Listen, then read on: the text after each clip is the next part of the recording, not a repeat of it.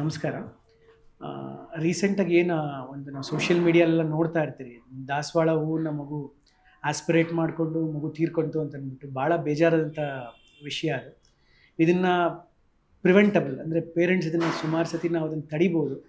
ಏನಂದರೆ ಚಿಕ್ಕ ಮಕ್ಕಳಲ್ಲಿ 5 ವರ್ಷ 6 ವರ್ಷಕ್ಕಿಂತ ಚಿಕ್ಕ ಮಕ್ಕಳಲ್ಲಿ ನಾವು ಅವ್ರಿಗೆ ಸಣ್ಣ ಸಣ್ಣ ಐಟಮ್ಸು ಯಾವುದು ಚಿಕ್ಕ ಚಿಕ್ಕ ಐಟಮ್ಸ್ ಇರುತ್ತಲ್ವ, ಇದು ಯಾವುದನ್ನು ಅವ್ರ ಕೈಗೆ ನಾವು ಸಿಗೋದಕ್ಕೆ ಬಿಡಬಾರ್ದು. ಆಟ ಆಡೋವಂಥ ವಸ್ತುಗಳಾಗ್ಬೋದು, ಎಸ್ಪೆಷಲಿ ತಿನ್ನೋ ಅಂಥದ್ರಲ್ಲಿ ಏನಂದರೆ ನಾವು ಈ ಕಳೆ ಬೀಜ,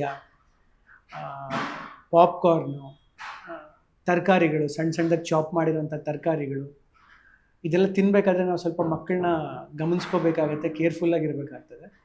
ಅದೇನಾಗುತ್ತೆ, ಅವ್ರು ತಿನ್ನೋ ಟೈಮಲ್ಲಿ ಅಥವಾ ಏನಾದರೂ ಆಸ್ಪಿರೇಟ್ ಮಾಡ್ಕೊಂಬಿಟ್ರು ಅಂತಂದರೆ, ಅಂದರೆ ಫುಡ್ ಪೈಪಲ್ಲಿ ಹೋಗೋ ಬದಲು ಉಸಿರಾಟದ ಪೈಪಲ್ಲಿ ಹೋಗುತ್ತೆ. ಫುಡ್ ಪೈಪು ಮತ್ತು ಉಸಿರಾಟದ ಪೈಪ್ ಎರಡು ಪಕ್ಕ ಇರೋ ಕಾರಣದಿಂದ ವಂಶೋದಯ ಆಸ್ಪತ್ರೆಯಲ್ಲಿ 24x7 ಎಮರ್ಜೆನ್ಸಿ ಕೇರ್ ಲಭ್ಯವಿದೆ. ಆಘಾತ, ಹೃದಯಾಘಾತ ಅಥವಾ ಪಾರ್ಶ್ವವಾಯು ಆಗಿರಲಿ, ತುರ್ತು ತಜ್ಞರ ತಂಡವು ಅತ್ಯಾಧುನಿಕ ಉಪಕರಣಗಳೊಂದಿಗೆ ಅಗತ್ಯವಿರುವಾಗ ತ್ವರಿತ, ಪರಿಣಾಮಕಾರಿ ಮತ್ತು ಪರಿಣಿತ ಚಿಕಿತ್ಸೆಯನ್ನ ನೀಡುತ್ತಾರೆ. ಹೆಚ್ಚಿನ ಮಾಹಿತಿಗಾಗಿ ಸಂಪರ್ಕಿಸಿ 7270 ಅಥವಾ 9141066685. ಉಸಿರಾಟ ಪೈಪಲ್ಲಿ ಹೋಗೋದು ಯಾವಾಗ ಬ್ಲಾಕ್ ಮಾಡುತ್ತೋ ಮಕ್ಕಳು ಸೀರಿಯಸ್ ಆಗಿಬಿಡ್ತಾರೆ.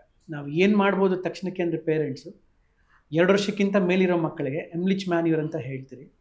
ಆ ಮಗುನ ಇಂಥ ಪೇರೆಂಟ್ಸ್ ದೊಡ್ಡವ್ರು ಯಾರೇ ಆಗಲಿ ಹಿಂದ್ಗಡೆಯಿಂದ ಹಿಡ್ಕೊಂಡು ಈ ಹೊಟ್ಟೆ, ಈ ರಿಬ್ಸ್ ಕೆಳಗಡೆ ಏನು ಭಾಗ ಇದೆಯೋ ಈ ಭಾಗದಲ್ಲಿ ಹಿಡ್ಕೊಂಡು ಥರ್ಸ್ಟ್ ಕೊಡಬೇಕು. ಅಂದರೆ ಪೇರೆಂಟ್ಸ್ ಕಡೆಗೆ ಜೋರಾಗಿ ಅವ್ರನ್ನ ಈ ಥರ ಥರ್ಸ್ಟ್ ಮಾಡಿದ್ರೆ ಅದು ಹೊರಗಡೆ ಬರೋ ಚಾನ್ಸಸ್ ಇರ್ತದೆ. ಚಿಕ್ಕ ಮಕ್ಕಳು ಒಂದು 2 ವರ್ಷ ಕೆಳಗಡೆ ಇರೋ ಮಕ್ಕಳ ಹತ್ರ ಏನೋ ಮಾಡ್ಕೊಂಡ್ರೆ ಇಮಿಡಿಯೇಟಾಗಿ ಅವ್ರನ್ನ ಲೆಫ್ಟ್ ಹ್ಯಾಂಡಲ್ಲಿ ಸೇಮ್ ಇದೇ ಭಾಗನ ಹಿಡ್ಕೊಂಡು ಬೆನ್ನ ಮೇಲೆ ಎತ್ಕೊಂಡು ಬೆನ್ನ ಮೇಲೆ ನಾವು ಚೆನ್ನಾಗಿ ಪ್ಯಾಟ್ ಮಾಡಿದ್ರು ಹೊರಗಡೆ ಬರೋ ಚಾನ್ಸ್ ಇರುತ್ತೆ. ಇಲ್ಲ ಅದನ್ನು ಮಾಡೋಕ್ಕಾಗಲಿಲ್ಲ ಅಂತ ಇದರಲ್ಲಿ ತಕ್ಷಣವೇ ಅವ್ರನ್ನ ಆಸ್ಪತ್ರೆಗೆ, ನಿಯರೆಸ್ಟ್ ಆಸ್ಪತ್ರೆಗೆ ಕರ್ಕೊಂಡು ಬಂದರೆ ಬ್ರಾಂಕೋಸ್ಕೋಪಿ ಅಂತ ಹೇಳ್ತೀರಿ. ಇಲ್ಲ ಸುಮಾರು ಸತಿ ಸೂಪರ್ಫಿಷಿಯಲ್ ಆಗಿದ್ದರೆ ಅದನ್ನು ನಾವು ತೆಗೆದುಬಿಡ್ತೀವಿ. ತಗೊಂಡು ಬಂದು ನಾವು ಮಕ್ಕಳನ್ನ ಉಳಿಸ್ಕೋಬೋದು. ಕೇರ್ಫುಲ್ಲಾಗಿರಬೇಕು. ಕೇರ್ಫುಲ್ಲಾಗಿದ್ದು ಈ ಥರ ಸಂಗತಿಗಳು ಆಗದಿರೋ ಪೇರೆಂಟ್ಸ್ ಗಮನಿಸ್ಕೋಬೇಕಾಗುತ್ತೆ.